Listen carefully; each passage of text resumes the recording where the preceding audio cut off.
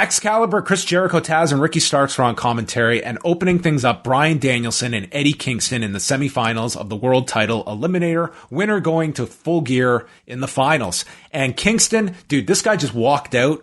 Already this match was like 3.5 stars based on Kingston's walkout. It is unbelievable. It really is. You know, like you're so invested. Just like when I interviewed John Moxley like a while back, we talked about this of just like, dude, the performance starts the second you come out. You're setting that tone, and there's so much you can get out of like the walkout that some guys get and some totally don't. And you can like really just, it doesn't matter what shit you've just watched in the last segment, you can hook people just like that. And Kingston was just the way he walked to this ring. You knew this was going to be great. He just feels real, you know, like in a sea of characters that often just kind of feel, I don't know, contrived and fabricated. Like he just has an air of very, very like believability. And when he walks into the arena, you get the sense that he's going out there for a real fight, or at the very least, just, you know, an all out performance that you can really expect. So yeah, no, it's great. They start off and they're just like in their striking stance and circling one another. It was a really cool start to it. And eventually it escalates into strikes with each getting advantages. And then Kingston just starts going to town with chops. And dude, Bryan Danielson, his chest was designed for this industry. Okay. He just got so red. And by the end of this match, Chris Jericho, his analysis was, it looks like you've thrown tomato soup on this man's chest. I think Bryan Danielson is an argument against tanning. If you're a professional wrestler, you know, like all the people like that get into tanning beds and self-tan, you don't have to. And sometimes it works to your favor, because when you get great visuals like he had tonight, like this was, it made him look great. It made Kingston look awesome too. Excalibur is talking about the All Japan influence of Kingston's, and then he's using like the stretch plum, and they're just making all these connections with his influences. They traded headbutts, safe ones, uppercuts, and then a drop kick drops Danielson.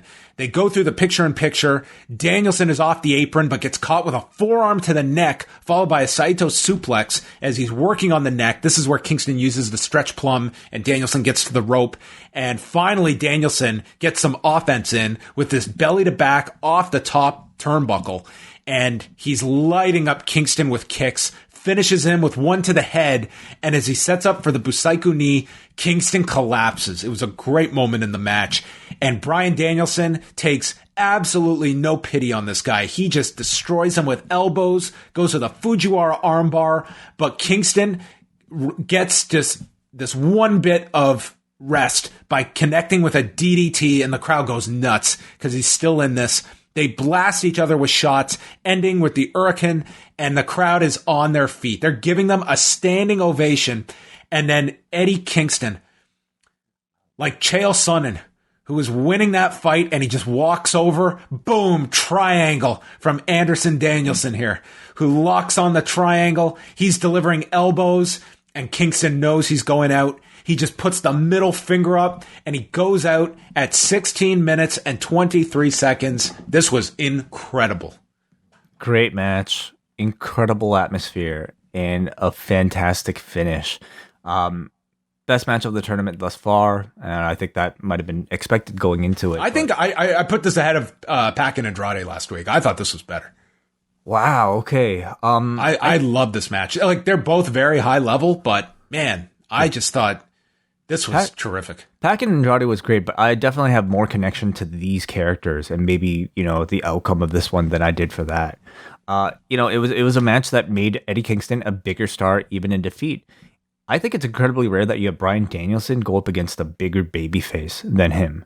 But there were tons of Eddie chants here. Like, this was hardly a pro Danielson crowd. Like, they were into both of them, but Eddie was over huge here in Boston. I think Eddie was the fan favorite. He came in as the promos kind of led you to that direction for the crowd. Like, it was kind of, you know, Danielson trying to get the fight out of Kingston, but it was totally like he was the sympathetic one here, that you want to see him prove Danielson wrong here. Yeah, that's why he said all those terrible things. He wanted this, you know, and it worked. There you go. But But yeah, no, I think if they booked Eddie Kingston to go over Bryan Danielson, this crowd would have erupted. You know, they wouldn't have been pissed off. And you know, it's something that I don't know if you can really teach if you're Eddie Kingston. You know, like I think much of the fan connection with him is through his story of having being neglected for all those years by sort of a mainstream company, and then him finally like getting like the audience knows he's paid his dues. It comes through in his emotion, through his promos. It comes through in his in-ring work, and it gets bolstered through amazing matches like this. So I don't know if like Tony Khan ever sees Eddie Kingston as a world champion level guy. Like, I don't know if because especially like when there's so much talent out there right now in the company that's waiting for that spot, I don't know where Eddie Kingston ranks there, but this crowd would 100% accept it if that ever happened. So what if he became the king of the ring? Oh, okay. Like with an actual Lord crown? Eddie. I have with an accent, with a different accent. Yeah, I have a feeling like he wouldn't even put the crown on his head. I think he would just stomp it and just walk to the back. Which would be so badass. But Ben, like Danielson has been on an incredible run, has he not? Dude, like it's been like how many matches has he had here in this month? And incredible. It's been 2 months now.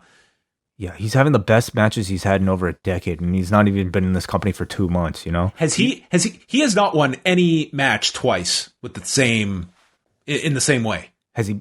Oh, okay, good question. I'm not sure. He had the draw with Omega, and then since then, like I think it's all been different ways that he has won every match.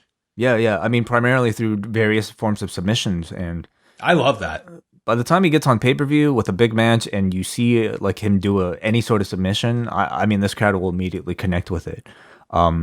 This was a pay-per-view quality match, man. Like, and he's been having pay-per-view quality matches on Rampage and on Dynamite all these weeks. So, man is just incredible right now.